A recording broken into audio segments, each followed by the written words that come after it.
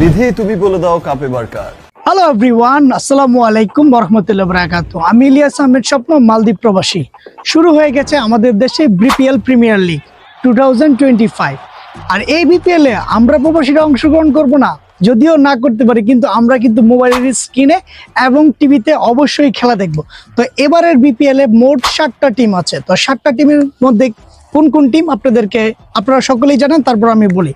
ঢাকা, সিলেট, রংপুর, খুলনা, রাজশাহী, চিটাগাং এবং বরিশাল। হ্যাঁ, এই 7টা টিমে এবার ধুমতারাক্কা খেলা হবে।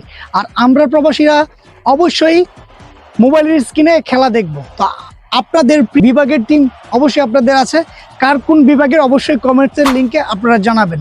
আর আমার প্রিয়, আমি যেহেতু ঢাকা বিভাগের, আমার হচ্ছে গিয়ে ঢাকা ক্যাপিটালস।